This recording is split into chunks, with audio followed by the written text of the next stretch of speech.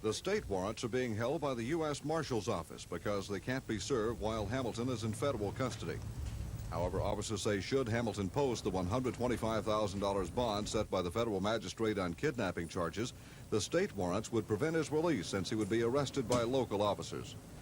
Earlier today, Hamilton was in court again, this time before Judge Charles Price on another matter. The Montgomery County District Attorney's Office is trying to get Hamilton's probation on earlier convictions revoked. The DA's office has been trying since November to get a probation revocation hearing set because Hamilton failed to make restitution as ordered by the court after he was convicted on burglary and theft charges. This morning, Judge Price ordered Hamilton held without bond until that hearing is held next Wednesday. Meanwhile, police are concentrating their search for Missy Devon in the LaGrange, Georgia area and are asking that anyone with information about the woman's disappearance contact the Federal Bureau of Investigation or local law enforcement agencies.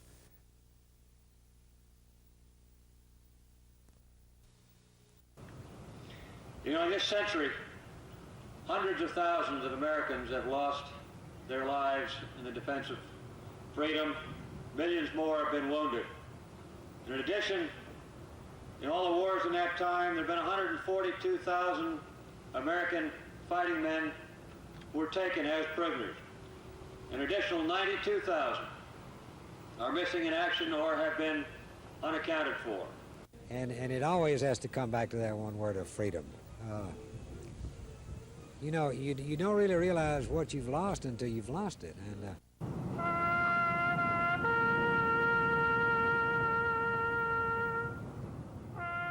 And for those who are still missing or whose presence has been unaccounted for, we want to put out the message loud and clear: we will not forget. We're not asking for anything individually as much as we're asking for recognition of what caused us to be where we were before. And let's don't let that happen again.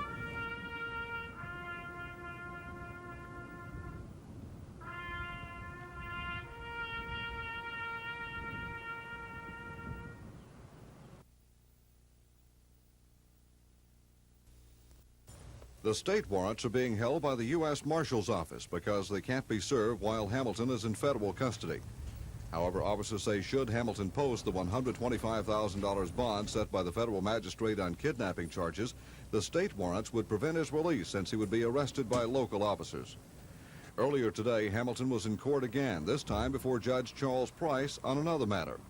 The Montgomery County District Attorney's Office is trying to get Hamilton's probation on earlier convictions revoked.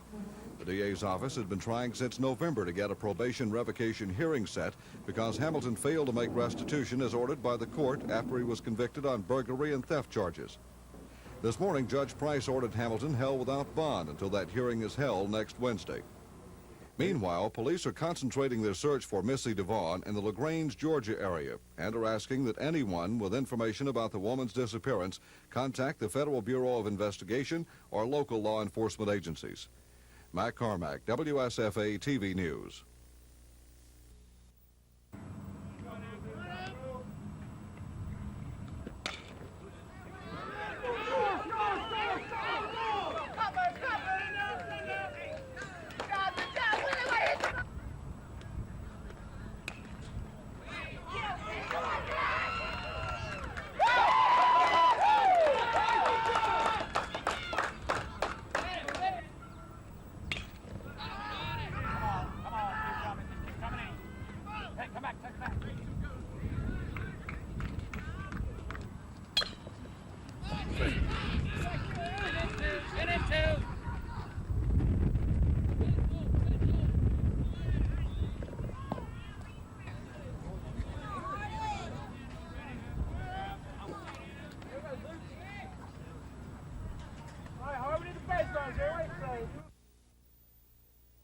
Top of the second, the Reds marked first. Jeff Jones is on with a walk. He stole second, then came home on this line drive single to short right field by Alex Trevino. Cincinnati led it 1-0. From then on, it was all Braves. Bottom of the second, runner on first, Chris Chambliss unloads this home run. It'll be the first of two on the night for Chambliss. The two-run shot put the Braves up 2-1. They added one more in the fourth and two in the fifth. One will come here as Claudell Washington strokes one in the gap in right center for a triple. That enables Rafael Ramirez to score all the way from first. Washington later scored on a fielder's choice, 5-1 Braves. Then in the 6th, it's deja vu as Chambliss is up at the plate again, and he strokes his second homer of the night. This one a solo shot. The Braves win it 6-1. They sweep their 6-game homestand and win their 7th in a row.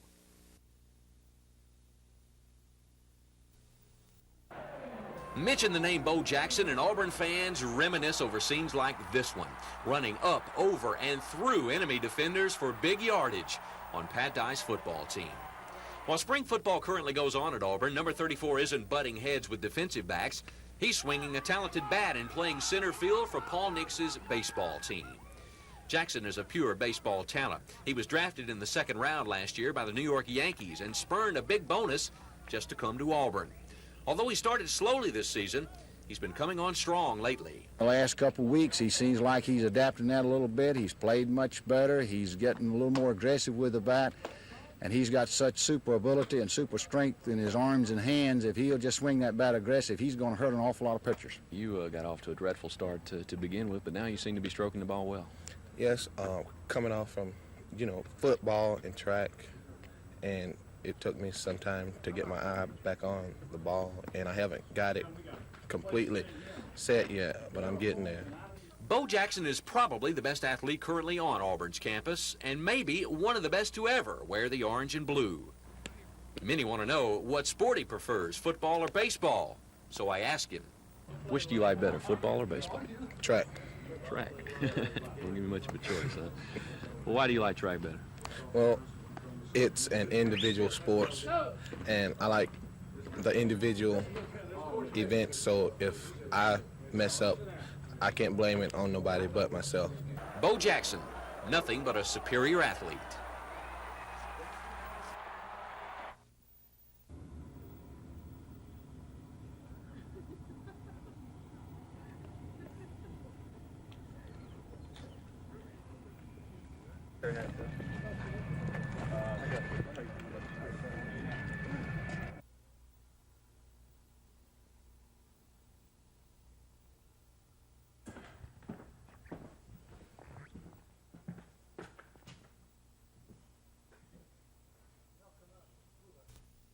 On the audit standards, and so I would like now to call them out.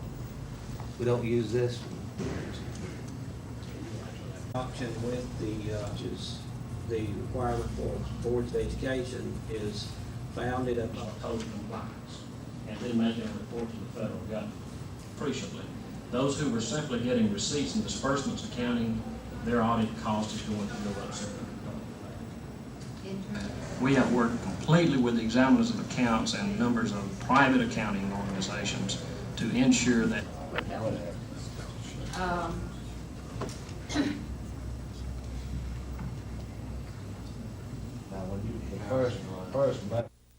Of those reports has been acted on by the Commission and the legislature. Alabama not only is unique in that it asked for can move quickly to implement its recommendations, and we expect one of the early evidences of that education should be working together. So it does not. As we took a look at it, we thought that it was important that it exercise the power it now has and that it get on with its business of improving its communications with the governor, the legislature, and the other units of government.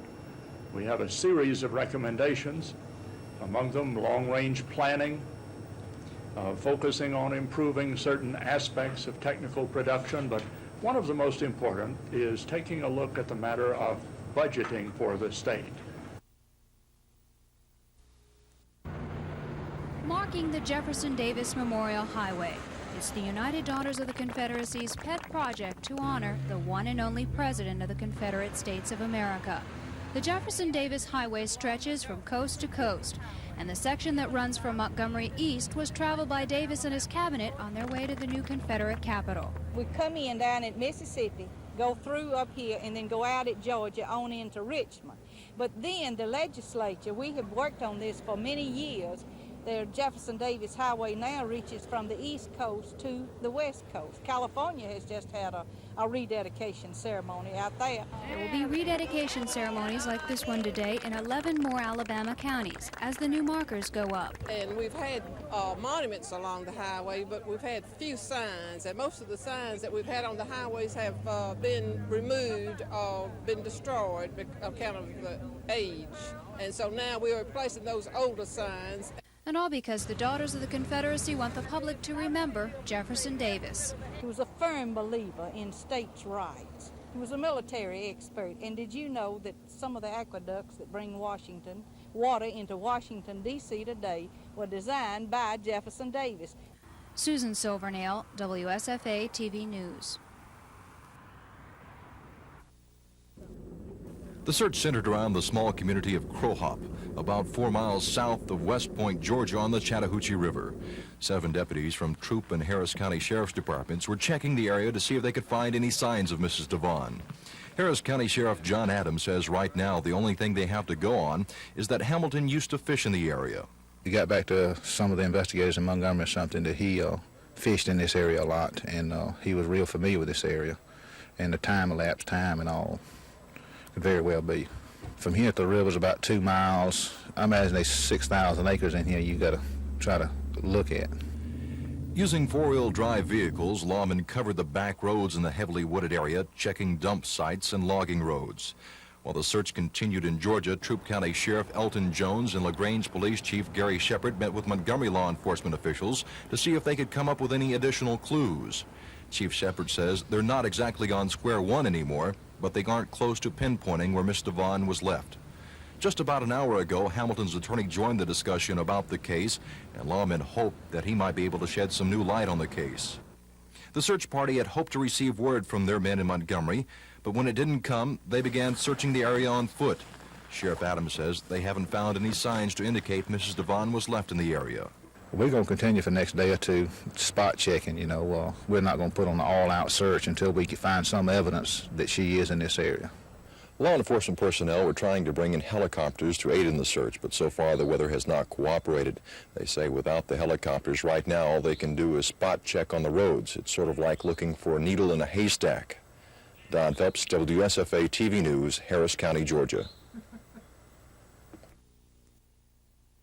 This is an unlawful taking of $98 billion. And it's not being taken by a masked robber who comes into your house or accosts you at the point of a gun. It's taken by the Senate and the Congress of the United States of America in the form of taxes. And it's unlawfully taken because the bill originated in the Senate as opposed to the House of Representatives, in a contradiction to the Constitution of the United States. Established to recognize individuals, living or deceased, who have distinguished themselves as members of the board and the real estate profession. Under Real Hart's leadership, the real estate profession achieved many milestones. I'd like to thank each of you for being here this afternoon, and I would like you to join me.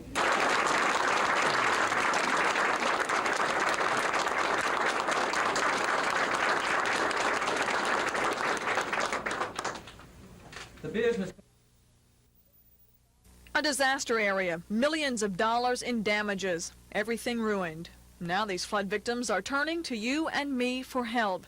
The Salvation Army has heard the call and is collecting donations. Many of them are desperate. Many of their homes were just literally wiped out. The furniture left in some of them because there was no place to take it, or they couldn't evacuate that many people that rapidly. So many of them lost their furniture. Their homes will take a lot of rehabilitating. I guess the federal disaster declaration will help rehabilitate some of the homes, but that's not going to replace the furniture and food and bedding and some of that stuff. The Salvation Army has pledged $500,000 in support for the victims. Captain Elliott says they're hoping to raise the money from regular donors. If you'd like to help the flood victims, deliver your goods to 900 Bell Street or call 265-0281, and a Salvation Army truck will come by your house. Gina Gregory, WSFA TV News. Many of them are desperate. Many of their homes were just literally wiped out. The furniture left in some of them because there was no place to take it, or they couldn't evacuate that many people that rapidly. So many of them lost their furniture. Their homes will take a lot of rehabilitating. I guess the federal disaster declaration will help rehabilitate some of the homes, but that's not going to replace the furniture and food and bedding and some of that stuff. As soon as he comes back, then I'll get you some update. Yeah, it'd be nice to say, well, these...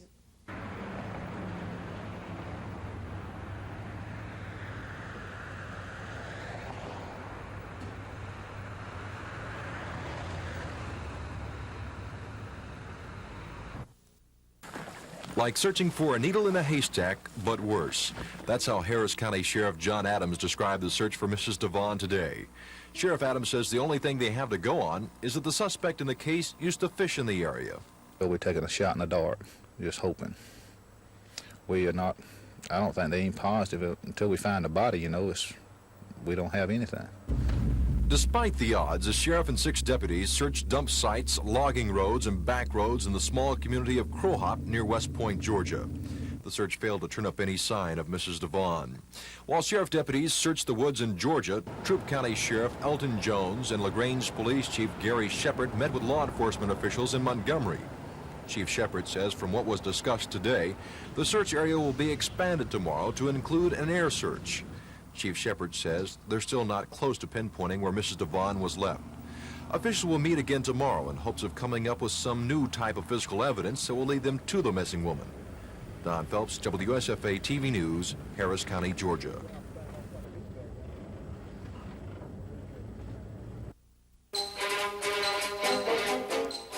From WSFA TV News, this is Newsmakers. Will you do everything you can, or are you planning to block all attempts on his part to appeal? I intend tomorrow to deliver a lengthy letter to Governor Wallace.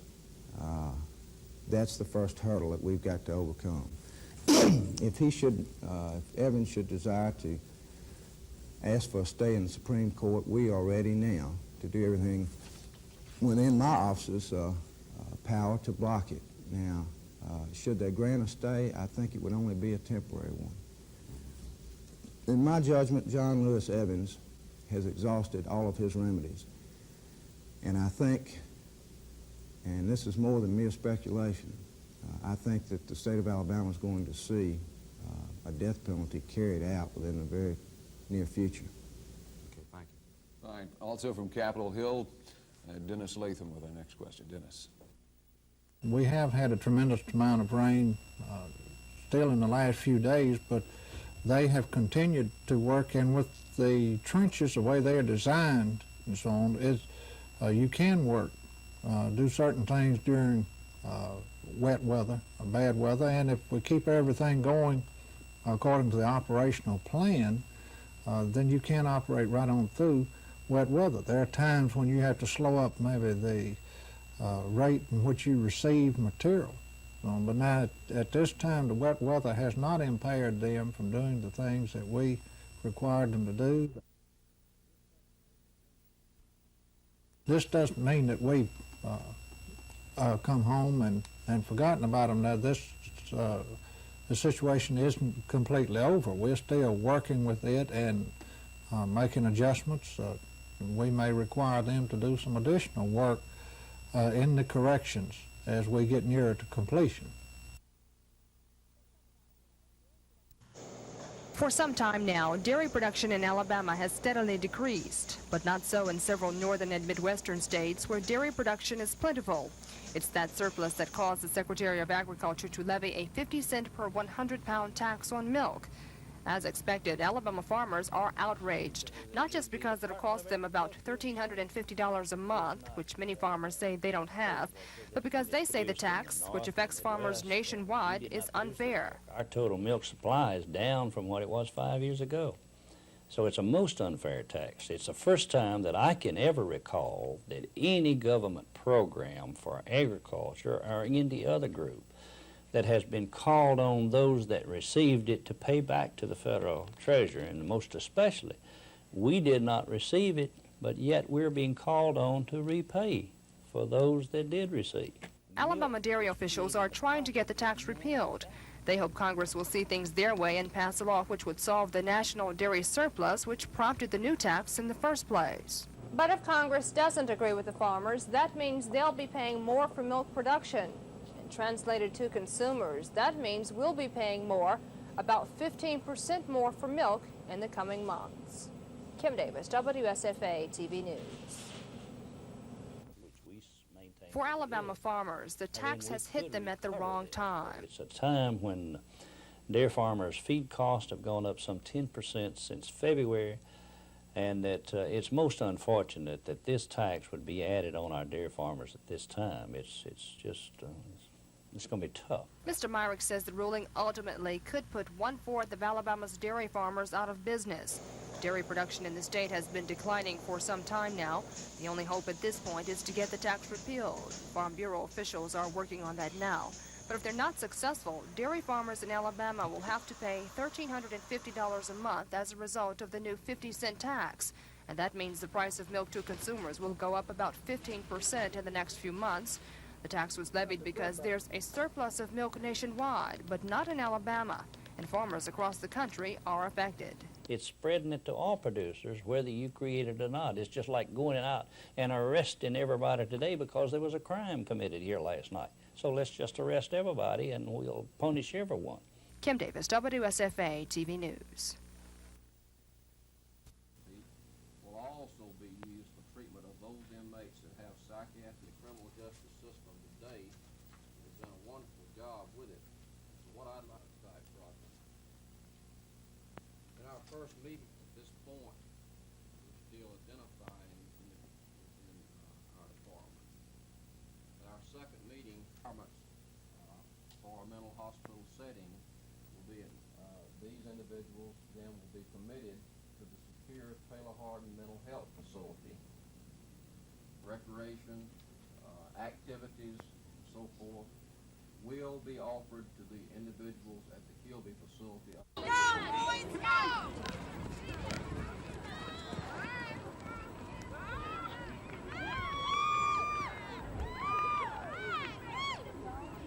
Yeah, he's doing that. He'll get farther away in a minute. Atta boy!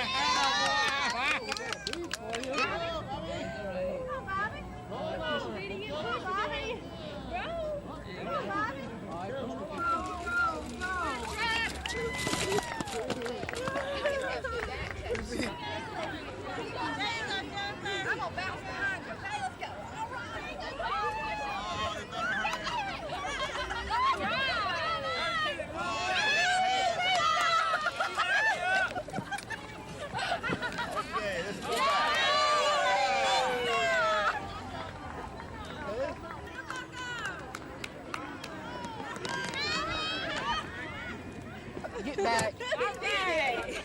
You get back. Throw it in the hole.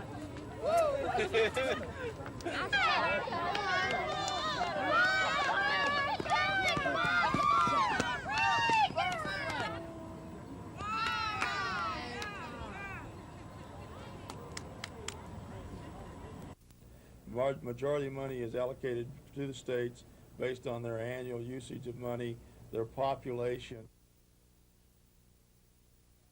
Now what that means to Alabama is that $5 million that we were holding has about 20 minutes ago been sent to the mail, and it's on its way to the National Finance Office, and those funds will be allocated in accordance with the normal conduct of business. We are also accepting the loans at the county level, and those loans are being sent in, and as soon as we get them, they will be sent forward.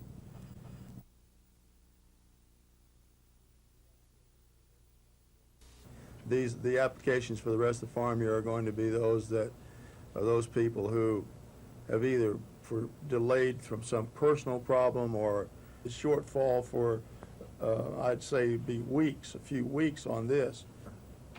Will this be sufficient? With this covers everything that we have on hand at this time. I anticipate that we will have other requirements for this type of loan and I do not anticipate having any problems funding it.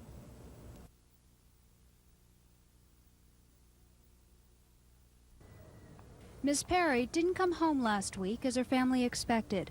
Her mother reported her missing about a week and a half ago on April 6th after she got a strange phone call from her daughter. Yes, I have been wondering about that phone call. Real puzzled about it. I don't know what she's trying to tell me, anything I know what she's trying to say.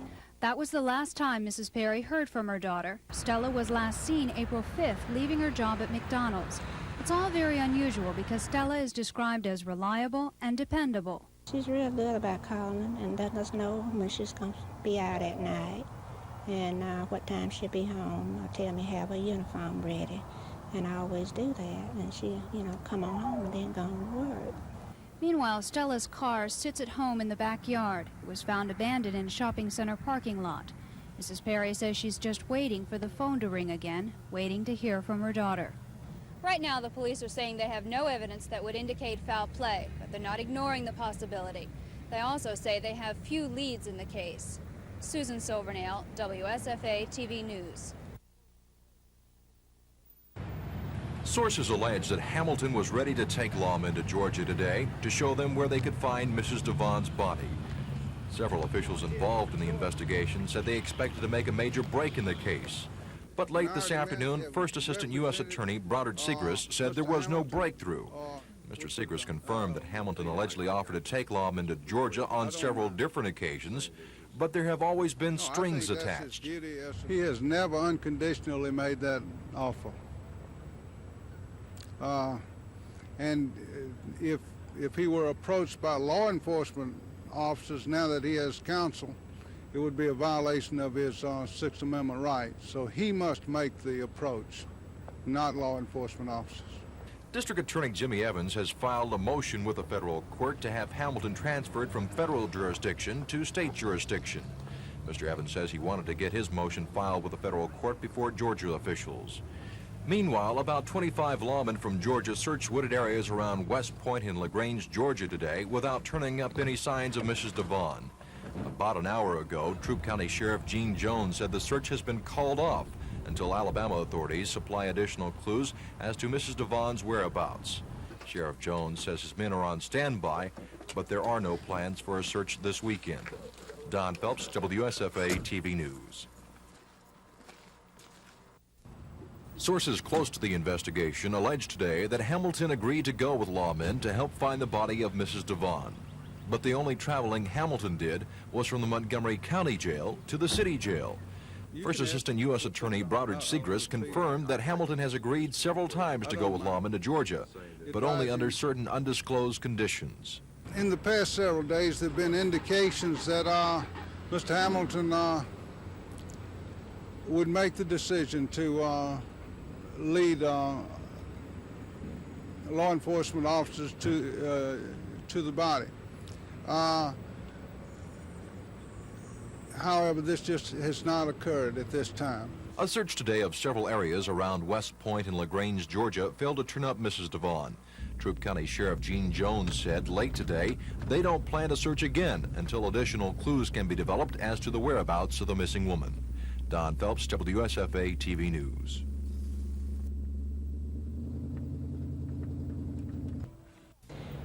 These mail drops are seeing a lot of action today from procrastinators who are waiting till the last minute to file their income tax returns.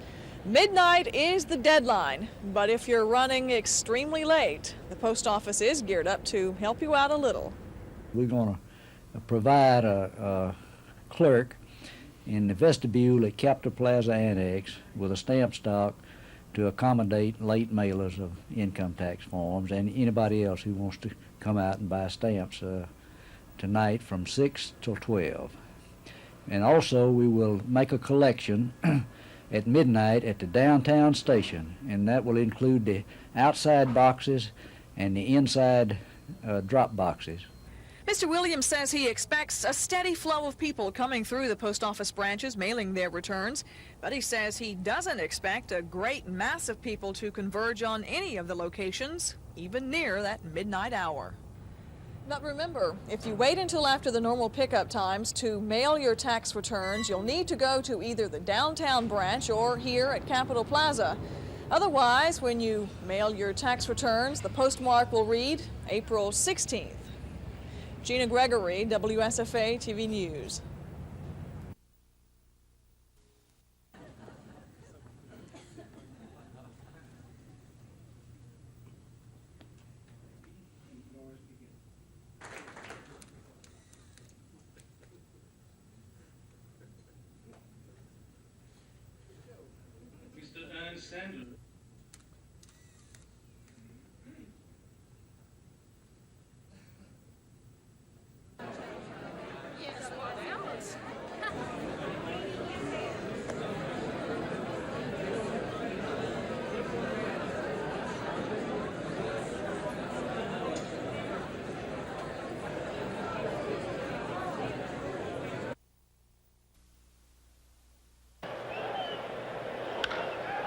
Deep right center field. Baines a long ways to go. It's up in the breeze. He'll have to play it off the wall. And Parrish is at second base with a double. Well, sure you do. But I'll tell you one thing. I'm going to hit a lot more 3-2 than I am. Got him. Made a good pitch on it. Outer half.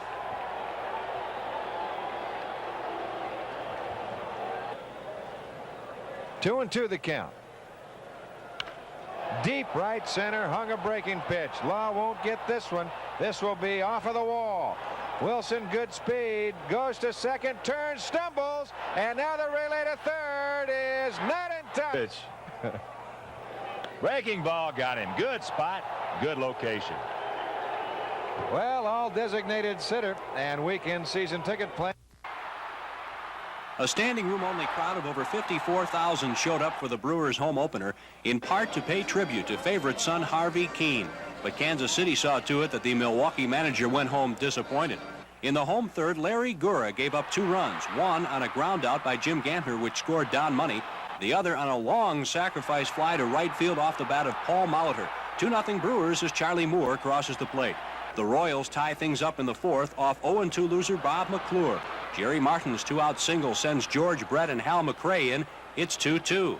Milwaukee goes back on top in the bottom of the fourth. Ben Ogilvy's shot to right is caught, but Cecil Cooper tags and scores from third, 3-2 Brewers.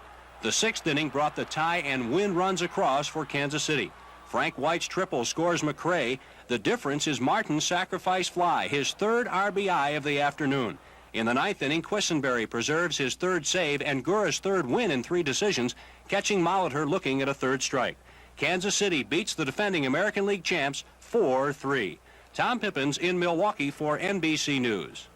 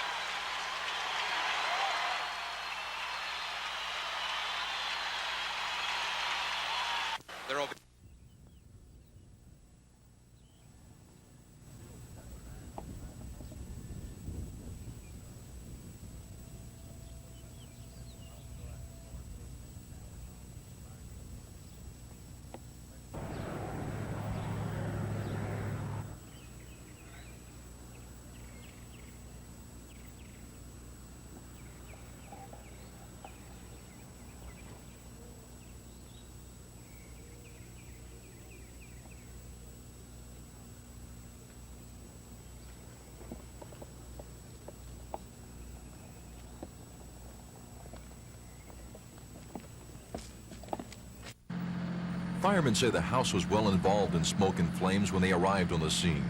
Witnesses told firemen that a young child was still trapped in the building.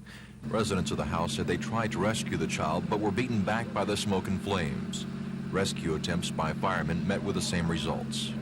And we had trouble entering the structure due to heavy smoke buildup and heat. The building was heavily damaged and it took approximately 45 minutes to bring under control. The firefighter was taking a beating trying to get in upstairs and had the ceiling fall on one complete company. We sent one firefighter to the hospital with burns to neck and hands. The fireman, 35-year-old Willie Sanders, was treated and released from a local hospital. Officials say he sustained first and second-degree burns. It took firemen about 45 minutes to bring the blaze under control. Chief Locke said firemen were hampered in their efforts to put out the blaze because of the way the house was divided up into apartments and because the fire was well established by the time the first units arrived on the scene. Firefighters found the body of 7-year-old Ronnie Ward huddled in the bathtub in the back upstairs portion of the house. Officials speculate that he was overcome by the heavy smoke in the house. Fire Chief Jim Sutherland said the house was not equipped with a smoke detector. The cause of the fire remains under investigation.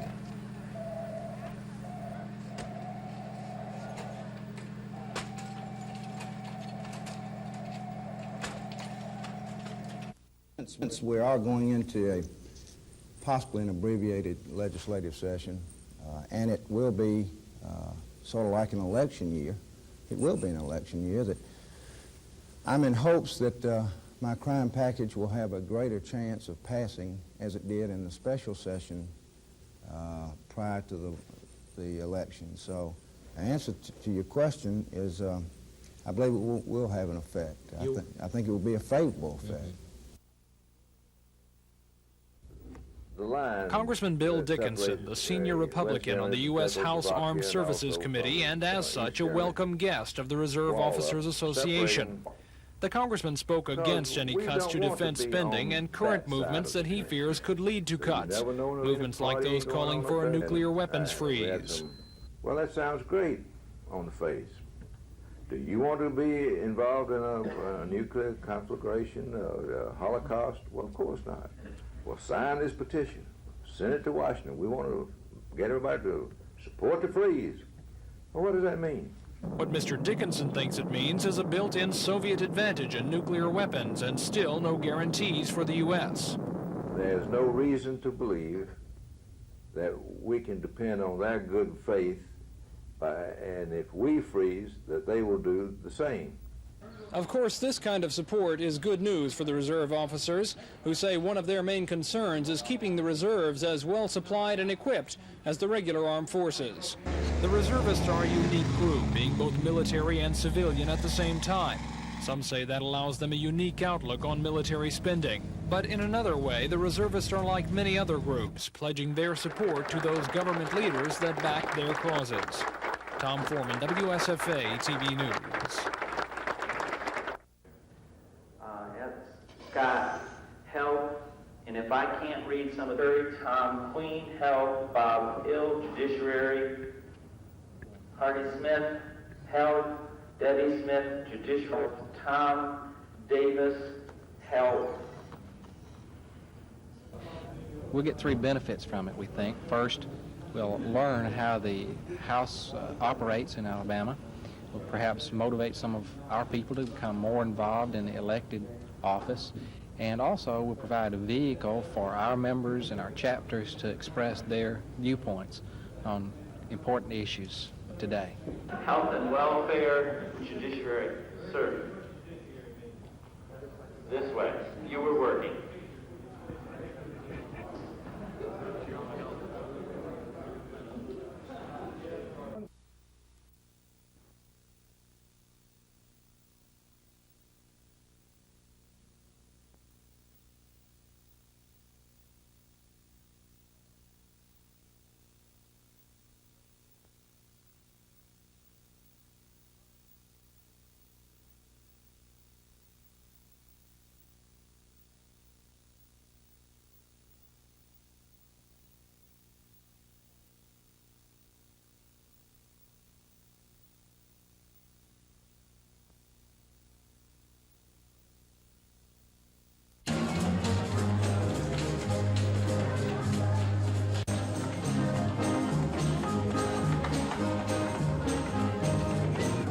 WSFA.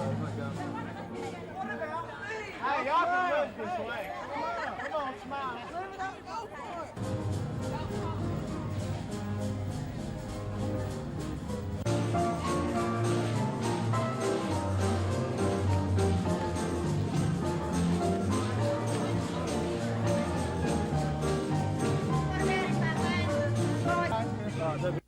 Forestry provides 67,000 Alabamians with jobs, including Woodsy the Owl. The Alabama Forest Festival is a day for foresters to get together, show their skills, and learn more about their occupation. It's a fun day for the family, and it attracts woodsmen from throughout the nation to face off in intense chainsaw competition. Dave Stadler from Bemidji, Minnesota planned his vacation around the Montgomery Festival, and today he took home the second-place award in the overall chainsaw competition. Yes, it's a good show. It's a real nice show. It's the first one of the spring, so everybody's kind of wanting to get their feet wet and find out what everybody else is running. So it's part of the reason that guys like to come down to it. More than 200 youngsters took home trout they caught in the Catch 'em and Keep 'em stream. The Army National Guard also got into the act by flying a CH-54 crane used in putting out forest fires. The crane lifted 2,000 gallons of water into the sky and then dropped it onto the audience below. Lisa Walsh, WSFA TV News.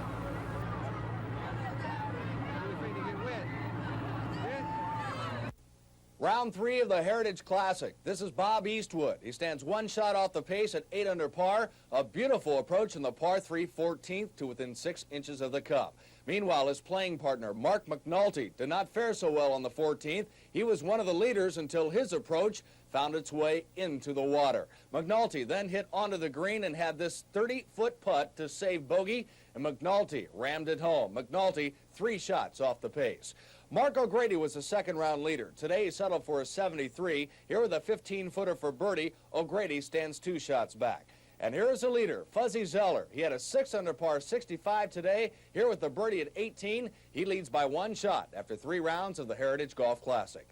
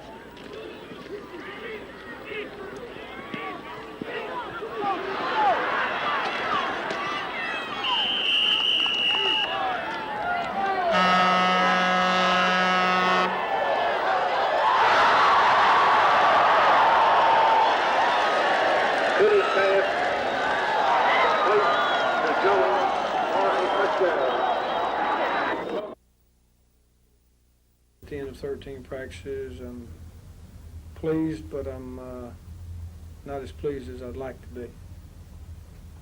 I can't totally say I'm disappointed. I think when we look at the films, we'll see that our front seven defensively, for the most part all day, played pretty well, played pretty physical. 10. Alabama